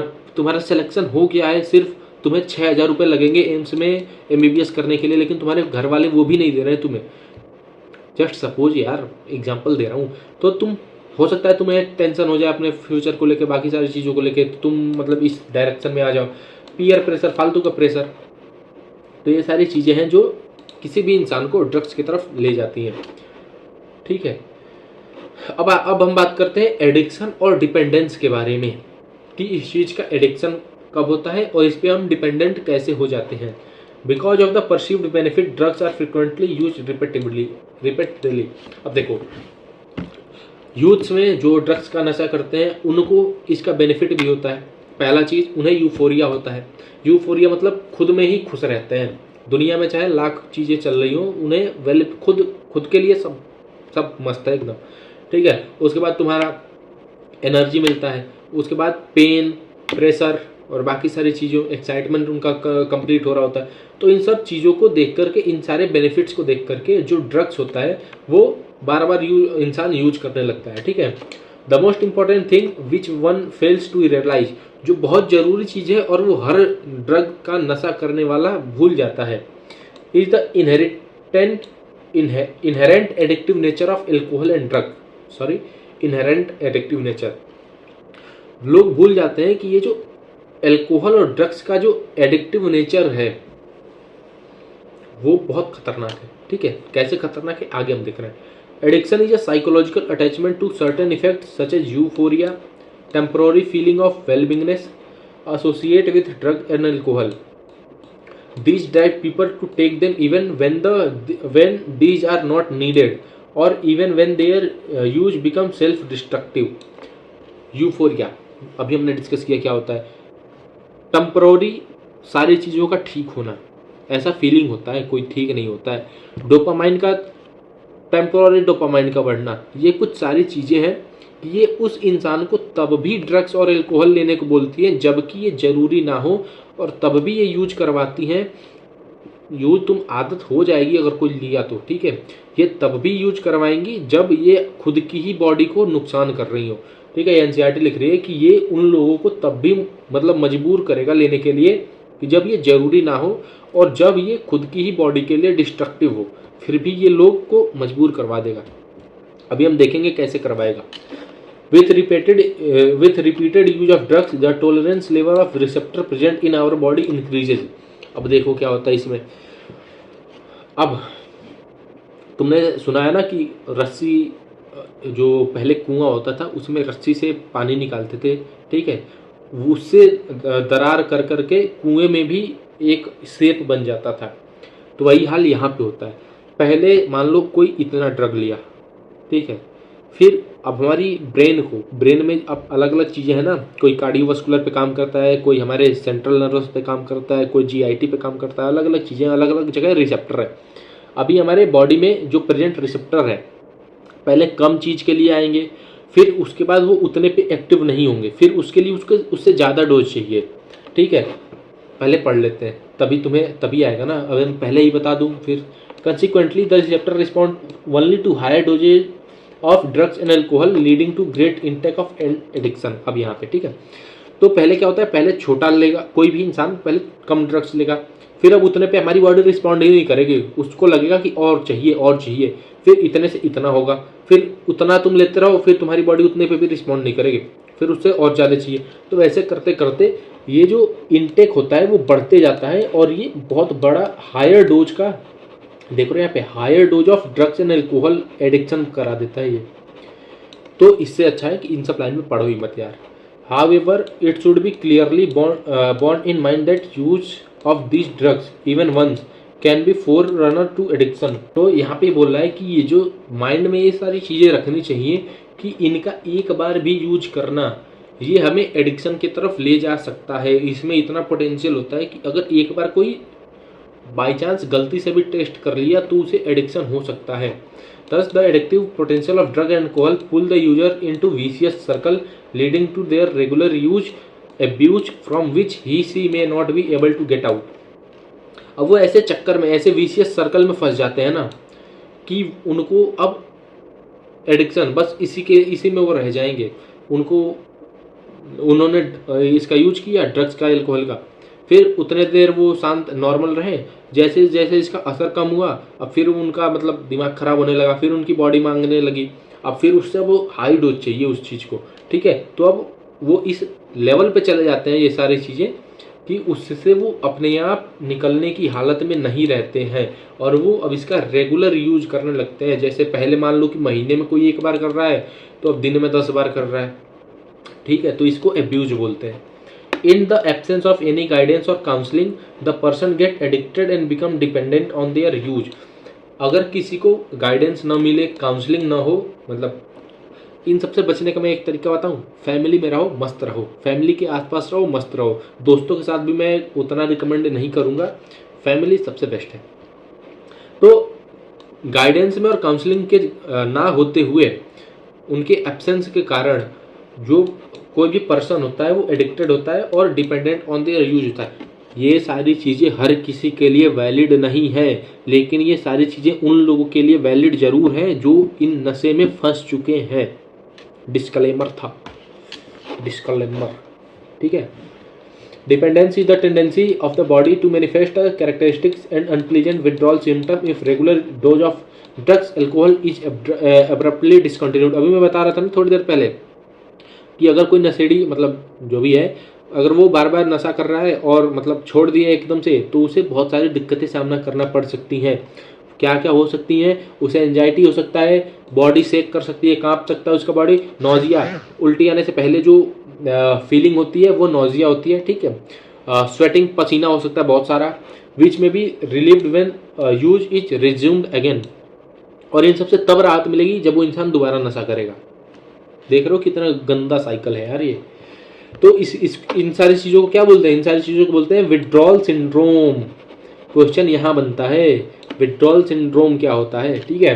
तो जब डिपेंडेंस की जो टेंडेंसी होती है, जो बॉडी को मैनिफेस्ट कराती है, वो अगर अचानक से छूटे, अचानक से डिसकंटिन्यू हो, तो उससे हमें विड्रॉल सिंड्रोम देखने मिलता है। और इन सारी चीज़ों में ये सब होता है। आ गया समझ? In some cases, withdrawal symptoms can be severe and even life-threatening, and the person may need medical supervision. कुछ केसेस में withdrawal symptom जान भी ले सकता है और कुछ केसेस में इनको मेडिकल की ज़रूरत भी पड़ती है, डॉक्टर्स की ज़रूरत भी पड़ती है। Dependence lead to patient to ignore all social norms in order to get sufficient fund to satisfy his her need. This result में social adjustment problems. अब देखो, कोई इंसान बहुत ज़्यादा डिपेंडेंट हो गया। मान लो कोई 5,000 कमाने वाला है, 5,000 रुपये महीने का कमा रहा है, अब वो 10,000 की ड्रग्स ले रहा है, 5,000 कमा रहा है, 10,000 की ड्रग्स ले रहा है, तो पैसे कहाँ से आएंगे? नहीं मिलेगा तो उसे वो छूटेगा तो इतनी सारी दिक्कतें होंगी, विड्रॉल सिंड्रोम आएगा, विड्रॉल सिंड्रोम जान भी ले सकता है। तो अब वो यहाँ पे लिखा है ना कि अगर दोबारा ले तो उसे नॉर्मल हो जाएगा, उससे रिलीफ मिल जाएगा। तो उसे पता है कि हम दोबारा जब लेंगे तभी हम नॉर्मल होंगे। तो अब वो क्या करेगा? चोरी करेगा, किसी को धमकाएगा, किसी का मर्डर करेगा, कहीं से किडनैपिंग और टैपिंग करके पैसे इकट्ठे करेगा। तो ये सारी चीज़ें वो करता है, सारे सामाजिक रेगुलेशंस को, जो समाज के एक नियम होते हैं कि ऐसा नॉर्म्स है, उनको पहली बात तो वो इग्नोर करेगा। दूसरा बात, अपना फंड, अपना पैसा जुटाने के लिए वो हर एक चीज़ करेगा जो उसको नहीं करना चाहिए, एक नॉर्मल इंसान को नहीं करना चाहिए, वो हर एक काम करेगा, ठीक है। इससे क्या होगा कि जो समाज में एडजस्टमेंट है, जो सब लोगों के बीच में तालमेल है, उसमें बहुत बड़ी प्रॉब्लम आएगी, ठीक है। और ऐसे लोग बाद में एनकाउंटर में मारे जाते हैं अगर ना ठीक किया जाए तो। हर बार जरूरी नहीं है कि एनकाउंटर ही हो, बट हाँ बहुत सारी कॉम्प्लिकेशंस आ जाती हैं यार। अब जेल में डालना पड़ सकता है, अगर कोई ना माने तो क्या करोगे, है ना। तो अब आगे देखते हैं क्या होता है। अगला हमारा जो टॉपिक है वो है effects of drug and alcohol abuse. अब इसका इफेक्ट क्या होता है? The immediate adverse effect of drug and alcohol abuse are manifested in the form of reckless behaviour, vandalism and violence. अब इसका जो ड्रग्स लेते हैं उनका जो नॉर्मल बिहेवियर है वो नहीं रह जाता। अब उनका जो बिहेवियर है वो हो जाता है कि अब वो बहुत मतलब रैकलेसली बिहेव करते हैं, तोड़फोड़ करते हैं, वेंडलिज्म तोड़फोड़ करते हैं, वायलेंस हिंसा करते हैं, ठीक है। तो अब ये सारी चीज़ें अब दिखने लगती हैं उनकी, ठीक है। चोरी वारी तो हमने देख लिया अभी पिछले स्लाइड पे कि पैसे जुटाने के लिए वो चोरी, किडनैपिंग सब कुछ कर सकते हैं। अब इसके बाद क्या करते हैं? अब जब बहुत मान लो कोई बहुत भयंकर वाला ड्रिंकर है, कोई बहुत भयंकर शराबी है, तो वो क्या कर सकता है? वो यही तो करेगा, उसका बिहेवियर बहुत कुत्तों जैसा हो जाएगा, तोड़फोड़ करेगा, जिससे मन कर उससे झगड़ा कर लेगा, है ना। Excessive dose of drugs may lead to coma and that due to the respiratory failure, heart failure और सेरेब्रल हेमरेज। अब देखो क्या होता है कि जो बहुत ड्रग्स का जो बहुत ज़्यादा डोज हो जाता है ना, तो वो क्या करेगा? इंसान को कोमा में डाल देगा, उसकी डेथ हो सकती है। कैसे हो सकती है? उसका रेस्पिरेटरी सिस्टम फेल मार सकता है। जो उसका रेस्पिरेटरी सिस्टम है, सांस लेने वाला सिस्टम है, वो तुम्हारा लंग्स कोलैप्स कर सकते हैं, बाकी सारी चीज़ें हो सकती हैं, उसका पूरा एकदम ख़त्म हो सकता है। हार्ट फेल हो सकता है, सेरेब्रल हेमरेज हो सकता है, इस यहाँ से नस फट सकती है जो ड्रग्स लेते हैं उनका। नॉर्मली भी होता है यार, नॉर्मल केस तो अलग ही है, यहाँ पे हम लोग बात ही कर रहे हैं। एनसीईआरटी ने चैप्टर क्यों रख रखा है 12th में? ताकि बच्चों में एक नॉर्मल हो यार, जब कॉलेज जाने से पहले उनको ये सारी चीज़ें पता हो कि क्या सही होता है क्या गलत होता है, ठीक है। द कॉम्बिनेशन ऑफ ड्रग्स और their intake along with alcohol generally result in overdosing and even death. चाहे वो ड्रग्स हो या एल्कोहल हो या इन दोनों का कॉम्बिनेशन हो, अगर वो हाई डोज में हुआ, जनरली क्या होता है ना कि ड्रग्स और अल्कोहल को जब तुम साथ में, कोई भी इंसान जब साथ में लेता है तो वो ओवरडोज कर जाता है। इन दोनों को अगर कोई साथ में ले तो उनका ओवरडोज होना निश्चित है और डेथ भी हो जाती है। ओवरडोज हुआ तो डेथ कोई नहीं रोक सकता है। मतलब ये सारी पॉसिबिलिटी है, मोस्टली ये सारी चीज़ें होती हैं, एवरी टाइम नहीं होती है। मोस्टली में और एवरी टाइम में अंतर होता है, ठीक है। The common warning sign of drugs and alcohol abuse among youth indicate drop in academic performance. उनका पहला, अब कुछ हम देख रहे हैं सिम्टम्स कि घर वाले कैसे पहचाने कि कहीं ये नशेड़ी तो नहीं बन गया मेरा लड़का, शर्मा जी का लड़का कोई, ठीक है। तो शर्मा जी का लड़का नॉर्मली बोल दिया यार, कोई ऑफेंड मत हो जाना शर्मा जी का, ठीक है। तो नॉर्मली जो कॉमन वार्निंग होता है ड्रग्स और एल्कोहल अब्यूज का यूथ में, उनमें क्या होता है, पहला रीजन एकेडमिक परफॉर्मेंस गिर जाती है, ठीक है। Unexplained absence from school college से बंक मारते हैं बिना कोई मतलब रीजन बताए। पर्सनल हाइजीन नाम की कोई चीज़ नहीं रहती है, ठीक है। विड्रॉल, आइसोलेशन, डिप्रेशन, फटीग, खुद को सबसे अलग कर लेंगे, सोच में पड़ जाएंगे, ठीक है। सोच में पड़ जाएंगे कि पृथ्वी को कैसे, मतलब इसका एक और सिबलिंग ले आया जाए, ठीक है। बहुत बड़े डिप्रेशन में चले जाते हैं वो लोग। फटीग, हमेशा थके थके रहेंगे। अग्रेसिव रिबेलियस बिहेवियर, एकदम जोश में आ जाएंगे एकदम, ठीक है। इतना जोश में आ जाएगा कि न्यूक्लियर बॉम्ब भी क्या करेगा उसका, ठीक है। अग्रेसिव हो जाते हैं सब, रिबेलियस बिहेवियर हो जाता है, एकदम पागलों जैसा, एकदम बाहुबली, खली के भी बहुत ज़्यादा उसमें अग्रेशन आ जाता है, एकदम गुस्सा, ठीक है। Deteriorating relationship with family and friends, घर बार, दोस्ती यारी सब, मतलब एकदम गंदा वाला बिहेवियर हो जाता है, ठीक है। इंटरेस्ट, हॉबीज़, जो उनकी आदतें होती हैं, नॉर्मल आदतें, गंदी आदतें नहीं, नॉर्मल आदतों से भी उनका मन हट जाता है। सोने और खाने की हैबिट्स भी बदल जाते हैं पूरी तरीके से। वेट और भूख में बहुत सारी फ्लक्चुएशंस आती हैं, ठीक है। कभी वेट हाई हो गया, कभी लो हो गया, बार बार फ्लक्चुएट कर रहा है, कोई एक कांस्टेंट नहीं रहता है। लेकिन मान लो अगर 80 से 85, 80 से 81, 81 का अगर वेट है तो बड़ा होगा तो 2-4 किलो ऊपर नीचे होगा यार। मेरा तो मतलब 3-4 महीने में पता ही नहीं चलता है, खाना कम हुआ तो कम हो जाता है, ज़्यादा खाता हूँ तो बढ़ जाता है, ठीक है। ये वाले सिम्टम नहीं है यार, ये वाले सिम्टम्स नहीं है। इन सब चीज़ों से मैं बहुत दूर हूँ, बहुत दूर, इतना दूर हूँ कि ये कभी अगले 100 जन्म में भी ये मेरे पास नहीं आ सकती, ठीक है। तो उसमें वेट का भी फ्लक्चुएशन होता है और भूख भी नहीं लगती है। देयर में भी even some far reaching implications of the drug and alcohol abuse, बहुत अभी, ये तो अभी कुछ नहीं, इससे भी बहुत बुरी तरीके से इनका मतलब कॉम्प्लिकेशंस हो सकते हैं। If an abuser is unable to get money to buy drug and alcohol he me she may turn to stealing. यहाँ पे देखो किसी कोई जेंडर स्पेसिफिक नहीं है, या तो वो लड़का भी हो सकता है, यहाँ तो ये तो वो लड़की भी हो सकती है, ये सारी चीज़ें दोनों में भी हो सकता है, ठीक है। तो अब ये बहुत दूर तक भी इनका असर देखने को मिलता है। कैसे मिलता है कि अगर उनको ड्रग्स और दारू किनने के लिए पैसे ना मिले तो वो चोरी करना शुरू करते हैं, चोरी, ठीक है। चोर को तो क्या ही बताऊं कितना अच्छा मैं सजा दे सकता हूँ। The adverse effect are just not restricted to the person who is using drugs और एल्कोहल। जब कोई बहुत हैवी हाई लेवल का नशेड़ी हो जाता है ना, चाहे वो ड्रग्स का नशेड़ी हो या फिर दारू का नशेड़ी हो, जब वो कोई हाई लेवल का, टॉप लेवल का हो जाता है ना, तो ये सिर्फ इसका जो बुरा असर है वो सिर्फ उस इंसान तक नहीं रहता, फिर वो हमारे सोसाइटी में भी आ जाता है। At times a drugs and alcohol addict become the cause of mental and financial distress to his her entire family and friends. अब मान लो कोई वुमेन रोड पे नॉर्मल सब्जी खरीद के अपने घर जा रही है, और नॉर्मली इंडिया में तो क्या होता है कि सोने का चैन हर मतलब 100 में से 90 महिलाएं तो पहनती हैं यार, मैं जितना देखा हूँ, ठीक है, देखा क्या हूँ मतलब नॉलेज है। तो उसमें अब मान लो कोई नशेड़ी है, ठीक है, अब वो चैन खींचा, उसका किसी वुमेन का गला कट गया, तो अब वो नशा कोई और कर रहा है, दिक्कत किसी और को हुआ, ठीक है। तो और ये अपने परिवार के लिए भी बोझ होते हैं, और दोस्तों के लिए तो खैर क्या ही बोले, दोस्तों तो मार के उनको सही कर सकते हैं, लेकिन क्या करें यार, आज की दोस्ती भी ऐसी हो गई है कि यही सब चीज़ें चल रही हैं।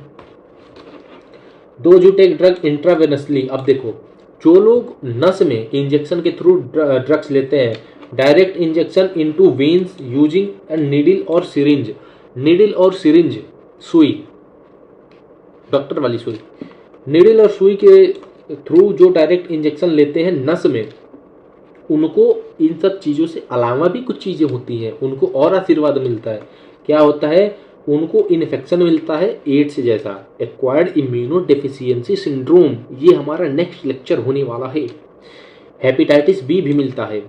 The viruses which are responsible for this disease are transfer from one to another by sharing of infected needles and syringes. अब ये कोई काम करता है तो अकेले में तो बहुत कम लोग करते हैं यार, ये सारी चीज़ें ग्रुप में ज़्यादा होती हैं, ठीक है।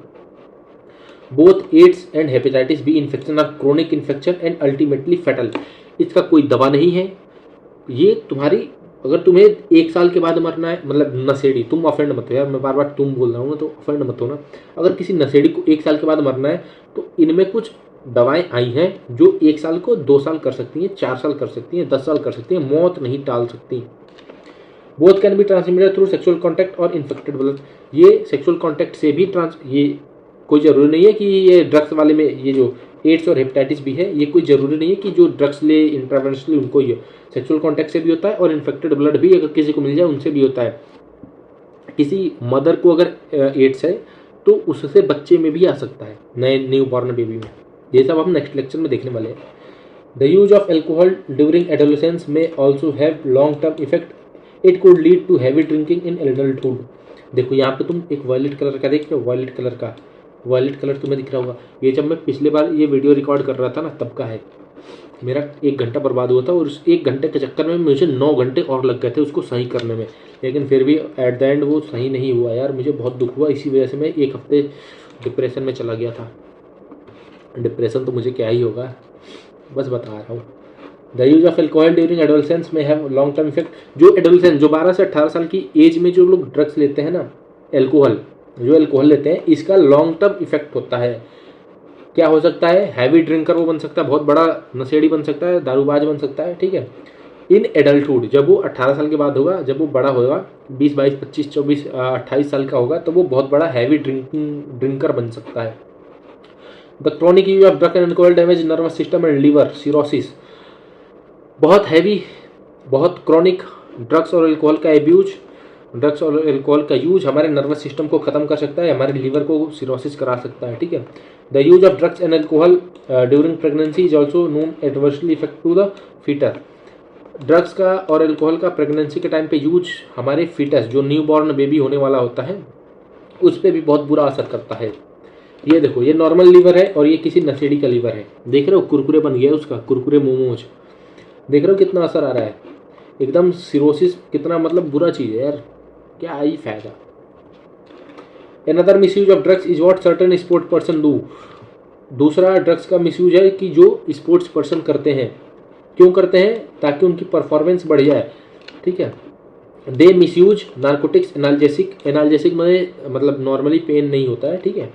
एनाबॉलिक स्टेरॉयड वो चीज़ होती है कि तुम्हें अंदर से इतना स्ट्रांग बना देगी, तुम्हारे बॉडी में मतलब ऐसा समझो कि एनर्जी से भर देगी तुमको। इसका जो इफेक्ट होता है वो कई सालों तक हो जाता है। इसलिए तुम देखते होगे ना कि अगर कोई प्लेयर स्टेरॉयड लेते हुए पाया गया तो उसे कई सालों के लिए, 2-3 महीने के लिए नहीं, कई सालों के लिए उसे हटा दिया जाता है, क्योंकि इसका असर बहुत लंबे समय तक होता है। Diuretic and certain hormone in sports to increase muscle strength and bulk to promote aggressiveness and result increase athletic performance. कुल मिलाकर के ये उसकी स्ट्रेंथ बढ़ाता है, उसके अग्रेसिवनेस को। कोई बॉक्सिंग में जा रहा है तो अब हेलो भैया कैसे हो, अरे आपको चोट न लगे, ऐसे थोड़ी कोई बॉक्सिंग का मैच जीत जाएगा, जब तक उसको मारेगा नहीं, कई मुक्के कैसे जीतेगा यार। तो ये कुल मिलाकर के किसी भी एथलीट का परफॉर्मेंस बढ़ाता है। कौन बढ़ाता है? ड्रग्स और स्टेरॉइड्स, ठीक है। The side effect of use anabolic steroid in female. अब देखते हैं स्टेरॉइड का फीमेल्स में अगर मिसयूज हो तो उसमें क्या क्या दिक्कत आ सकती है। मैस्कुलिनाइजेशन, मेल्स के जैसा उसमें कैरेक्टर आ सकता है, ठीक है, जैसे बियर्ड आ सकता है नॉर्मली। इंक्रीज्ड अग्रेसिवनेस, फीमेल में अग्रेसिव बढ़ सकता है। मूड स्विंग बहुत ज़्यादा हो सकता है, इसको लेने के बाद भी इंसान डिप्रेशन में जा सकता है। एबनॉर्मल मेंस्ट्रुअल साइकिल, ठीक है, मेंस्ट्रुअल साइकिल उसकी एबनॉर्मल हो सकती है, टाइम नहीं होगा। Excessive hair growth on the face and body, अभी मैंने बताया दाढ़ी आ सकती है, ठीक है, बॉडी पे भी बहुत सारी हेयर ग्रोथ हो सकती है। एनलार्जमेंट ऑफ क्लाइटोरिस, क्लाइटोरिस भी एनलार्ज हो सकती है, बड़ी हो सकती है। Deepening of voice, voice deep हो सकती है, ठीक है। अब देखते हैं मेल्स में क्या क्या दिक्कत होती है। एक ने अग्रेसिवनेस इसमें भी बढ़ाएगा, मूड स्विंग इनको भी होगा, डिप्रेशन इनको भी आ जाएगा, टेस्टिकल का साइज छोटा हो जाएगा, ठीक है। स्क्रोटम, स्क्रोटम में 2 टेस्टिकल होते हैं ना, इनका साइज छोटा हो जाएगा। Decrease sperm production, sperm production कम हो जाएगा, ठीक है। किडनी और लीवर का डिस्फंक्शन हो सकता है, पोटेंशियल किडनी और लीवर का डिस्फंक्शन हो सकता है। Breast enlargement, gynaecomastia, premature baldness हो सकता है, बाल झड़ सकते हैं बहुत समय से पहले। Enlargement of prostate gland, prostate gland का एनलार्जमेंट हो सकता है। यूरिनरी ब्लैडर के नीचे प्रोस्टेट ग्लैंड होता है, ठीक है। Prostate cancer I think males में ज़्यादा मिलता है, ठीक है। दीज एज के बाद 40, 50, 60 जब एज हो जाती है तब ज़्यादा देखने को मिलता है। दिस इफेक्ट में भी परमानेंट विथ प्रोलॉन्ग यूज। और ये सारी चीज़ें अभी हमने जो देखा, ये तो हो सकता है कि अगर तुम डॉक्टर से दिखा लो तो हो सकता है कि ठीक हो जाए, लेकिन अगर इसका ड्रग्स का और अल्कोहल का बहुत लंबे समय तक, जैसे 15, 20, 30 सालों तक अगर कोई यूज कर रहा है, तो ये जो इफेक्ट्स हैं वो परमानेंट हो सकते हैं उनके लिए। इन द एडोलेसेंट मेल और female, severe facial and body acne and premature closure of growth centres for long bones may result in stunted growth. जैसे मान लो किसी का ये हाथ है, पहले तो सब लोग छोटे ही होते हैं यार, इतना छोटा होगा पहले, तो ये जो देख रहे हो इतना बड़ा बड़ा हो रहा है, तो जो लोग ड्रग्स लेते हैं उनके में ये ग्रोथ रुक जाती है, उसको हम बोलते हैं स्टंटेड ग्रोथ। बॉडी पे और फेसेस पे एक्ने हो जाते हैं, पिंपल्स हो जाते हैं, ये वो एडोलेसेंट वाला पिंपल नहीं, ये कुछ दूसरा होता है, ठीक है। ग्रोथ सेंटर्स जो होती हैं लॉन्ग बोन्स में, ग्रोथ सेंटर्स होते हैं वहाँ पे, ठीक है। एपीफाइशियल और बहुत सारे मेटाफाइशियल होते हैं यार, वो जब हम बोन पढ़ेंगे ना अपना तब हम देख लेंगे अच्छे से। तो वो सारी ग्रोथ सेंटर्स रुक जाती हैं और स्टंटेड ग्रोथ होता है जिसे हम बौना बोलते हैं। अब देख, ये ऑफेंसिव नहीं है, मैं बता रहा हूँ बस। प्रिवेंशन एंड कंट्रोल, अब तो हमने देख लिया कि ये इतनी सारी बीमारियां हैं, अब इनको कंट्रोल कैसे करें, इतनी सारी दिक्कतें, इनको कंट्रोल कैसे करें। The age old adage of prevention is better than cure. पहले के बूढ़े बुजुर्ग बोल चुके हैं कि प्रिवेंशन से अच्छा है क्यों, प्रिवेंशन ठीक है दवाई से, ठीक है, क्योर से ठीक है प्रिवेंशन। मतलब किसी को ठीक करना ये थोड़ा डिफिकल्ट है किसी को बचाने से। क्या बोल रहे हो, समझ नहीं आ रहा है, मैं कैसे समझूं? बोल तो एक ही बात रहे हो, किसी को ठीक करो किसी को बचाओ, बोल तो एक ही बात रही हो। मान लो किसी को कोई छत से गिर गया, कोई छत से गिर रहा है, ठीक है, कोई छत पे पीछे पीछे चल रहा है और वो गिर गया, उसकी हड्डी पसली एक हो गई।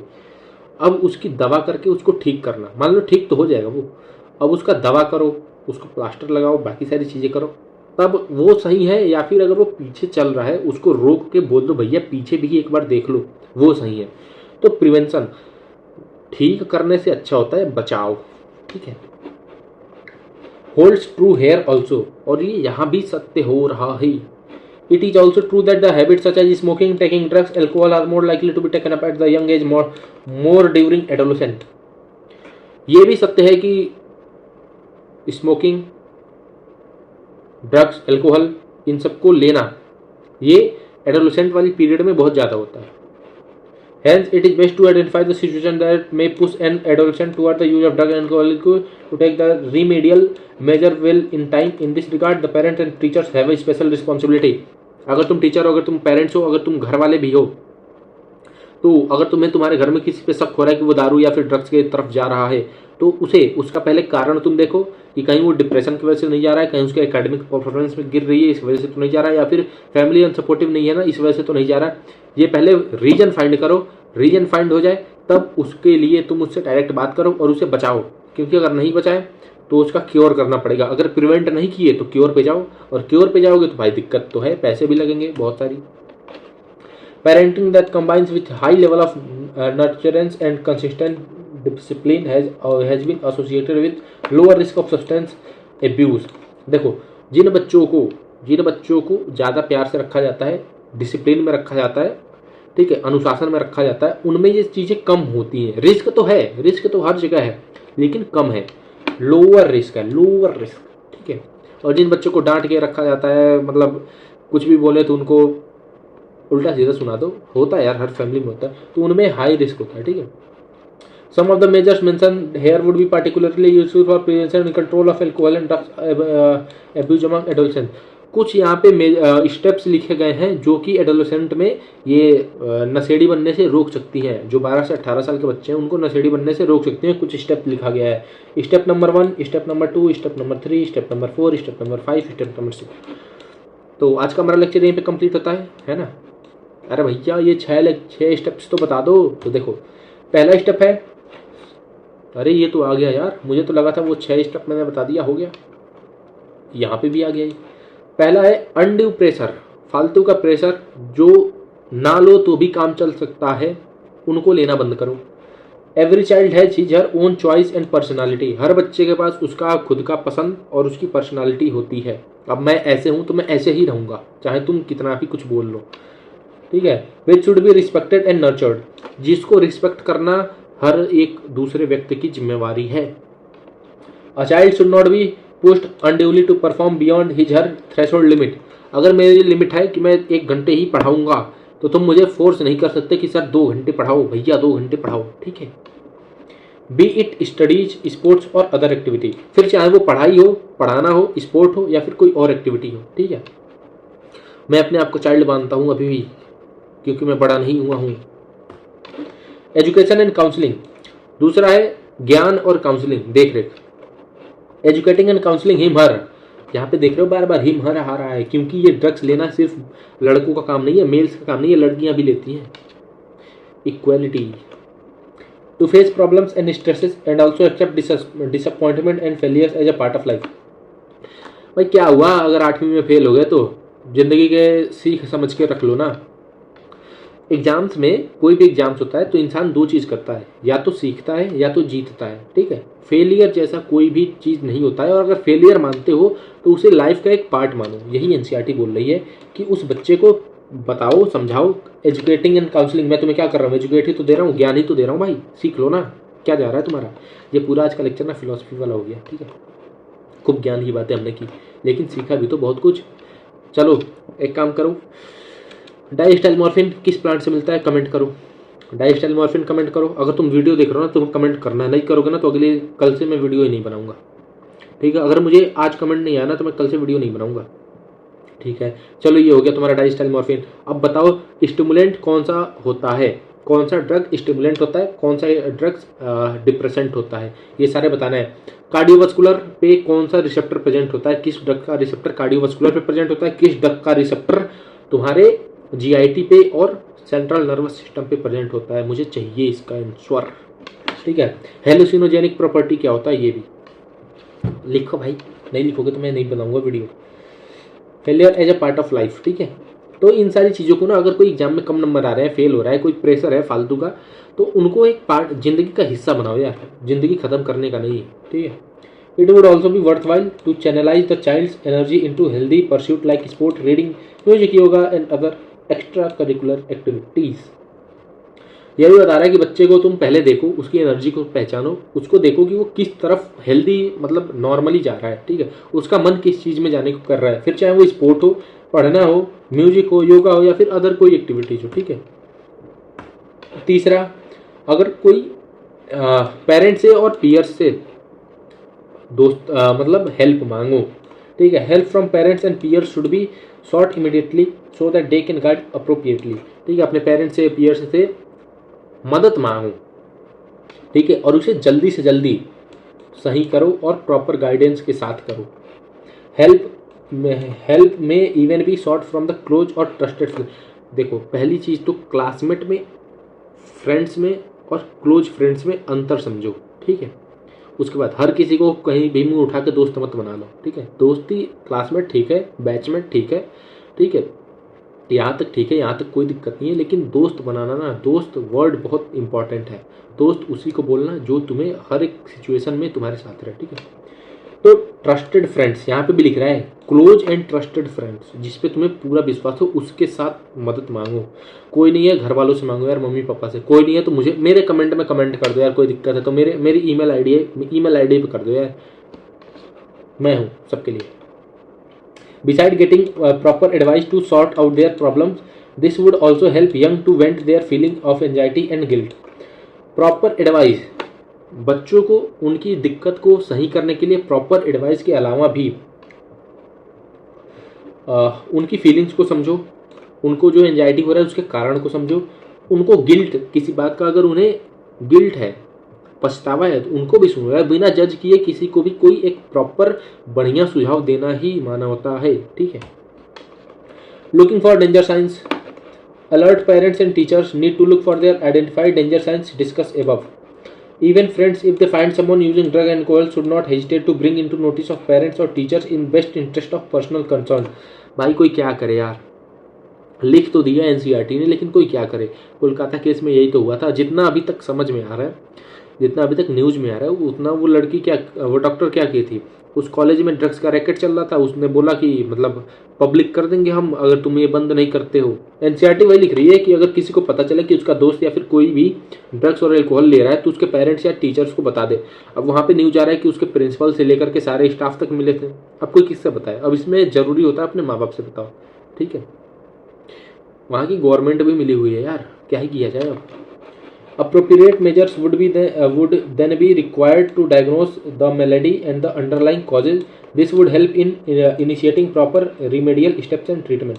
अब देखिए यार, कुछ प्रॉपर स्टेप्स उठाने पड़ेंगे ताकि उसके रिक्वायरमेंट को डायग्नोस किया जाए, उसके अंडरलाइंग कॉज को डायग्नोस किया जाए और इससे उसको प्रॉपर मेडिकल स्टेप्स दिया जाए, उसकी दवा ट्रीटमेंट किया जाए उसका। Seeking professional and medical help, अब अगर अब भी कंट्रोल नहीं हो रहा है तो मेडिकल प्रोफेशनल लेवल के मेडिकल्स की हेल्प लिया जाए। A lot of help is available in the form of high qualified psychologist, psychiatrist, de-addiction and rehabilitation programs to help individuals who have unfortunately got into the quagmire of drug and alcohol abuse. बहुत सारे psychiatrist होते हैं, तुम्हारे psychologist होते हैं, rehabilitation programmes होते हैं जिनमें तुम जा करके अगर तुम्हें अंदर से आ रहा है देखो, जब तक किसी इंसान को अंदर से ना आए ना कोई फीलिंग कि उसे कुछ करना है, कुछ छोड़ना है, कुछ मतलब आगे ज़िंदगी में बढ़ना है, कुछ बढ़िया करना है, तब तक भगवान भी उसका कुछ नहीं कर सकता यार, ठीक है। तो ये सारी चीज़ें जो डिस्कस कर रही है एनसीईआरटी, ये सारी चीज़ें उन्हीं के लिए हैं जिनको लगता है कि हम गलत कर रहे हैं, हम सही कर रहे हैं या कुछ भी कर रहे हैं, ठीक है। जिनको लगता है नहीं है यार, जिनको कोई फ़र्क नहीं पड़ता, उनके लिए क्या ही कोई कर लेगा। With such help, the affected individuals with sufficient efforts and willpower can get rid of the problems completely and lead effectively normal and healthy life. सबसे बढ़िया ज़िंदगी में ना यही काम होता है कि अगर किसी को तुम सुधार दो ना, किसी का काम आ जाओ ना, तो वो सबसे बढ़िया काम होता है। वही एनसीईआरटी कह रही है कि कुछ मदद से जो कोई इंडिविजुअल अफेक्ट, मतलब उसको कोई चीज़ें अफेक्ट कर रही हैं, कोई चीज़ें उसको मतलब असर कर रही हैं, और आपकी छोटी सी मदद से अगर वो उस प्रॉब्लम से निकल सकता है और नॉर्मल और हेल्दी लाइफ जी सकता है तो वो कर देनी चाहिए, ठीक है। पीपीटी मैंने बना लिया, तुम देख सकते हो एड्स का, लेकिन आज का वीडियो बहुत लंबा हो गया, मुझे डर है अपलोड करने का, ठीक है। नहीं तो मैं आज ही बना देता, वैसे भी टाइम बहुत ज़्यादा हो गया यार। तो हम एड्स को नेक्स्ट लेक्चर में देखेंगे। और एक चीज़, ये छोटी सी समरी है, जो हमने पढ़ा है बस वही है, ये छोटी सी समरी है, इसको भी कर लेंगे, उसके बाद हमारा लेक्चर कंप्लीट हो जाएगा। ये ज़्यादा बड़ा नहीं है, देख सकते हो तुम, यहाँ से शुरू है, 1 दिसंबर को एड्स डे होता है, यहाँ से शुरू है और यहाँ पे आके ख़त्म। तो मिलते हैं फिर नेक्स्ट क्लास में। आज का वीडियो सच में काफ़ी लंबा हो गया है, पिछले वाले से भी लंबा हो गया है। अब देखूंगा मुझे कैसे अपलोड करना है, जबकि पिछले से अभी 10 स्लाइड मैंने कम किया है, अभी पिछले वाले लेक्चर से अभी हमने 10 स्लाइड कम किया है यार। मुझे बहुत मतलब मुझे 8-9 घंटे लग गए थे यार इस चीज़ को सही करने में, एडिट करने में मेरी हालत ख़राब हो गई थी। पहले तो लैपटॉप से फ़ोन में नहीं ट्रांसफ़र हो रहा था, इतना बड़ा फाइल बन गया था यार, कई जीबी का बन गया था, ठीक है। या फिर मेरे फ़ोन में ही कुछ दिक्कत होगा, ठीक है। मिलते हैं फिर नेक्स्ट क्लास में। कहीं आज का भी बात करने के चक्कर में आज का भी वीडियो लंबा हो गया ना, तो फिर मुझे दिक्कत होगी। मिलते हैं नेक्स्ट क्लास में। नेक्स्ट क्लास में हमारा टॉपिक है एड्स, उस पर बात करेंगे, ठीक है। Take care.